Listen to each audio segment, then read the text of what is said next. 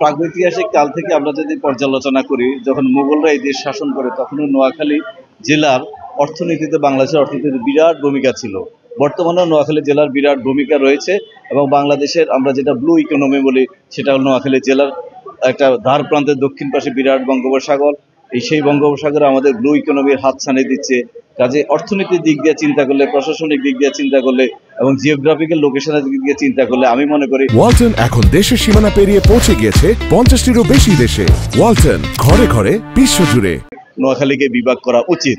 আমরা নোয়াখালীবাসী, আমাদের প্রাণের দাবি নোয়াখালীকে বিভাগ করা হোক এবং নোয়াখালীকে বিভাগ করার ঘোষণার সাথে একাত্ম প্রকাশ করে আমরা এটা যে প্রসিডিউর, যে প্রক্রিয়া, নোয়াখালী একটা জেলাকে বিভাগ করতে হয় কয়েকটা জেলাকে নিয়ে, আমরা সেই প্রসিডিউরে আমরা দাবি জানাবো, আমরা অনুরোধ করে যাব। তারা অবশ্যই ইনশাল্লাহ নোয়াখালীকে যেন বিভাগ করা হয়, বিভাগে উন্নতি করা হয়, সেই দাবিকে সোচ্চার করে আমরা যথোপযুক্ত কর্তৃপক্ষের কাছে আমাদের সেই আবেদন নিবেদন পেশ করবো এবং আশা করি ইনশাল্লাহ বিভাগ ঘোষণা করার যে সকল শর্ত আছে সেই সকল শর্ত পূরণের মাধ্যমে এই ঐতিহ্যবাহী নোয়াখালী জেলা বিভাগে উন্নীত হবে এবং বাংলাদেশে একটা মডেল বিভাগে উন্নীত হবে, যে মডেল বিভাগে অন্যান্য বিভাগগুলো নোয়াখালী বিভাগকে অনুসরণ করে বাংলাদেশের উন্নয়ন ঘটাবে।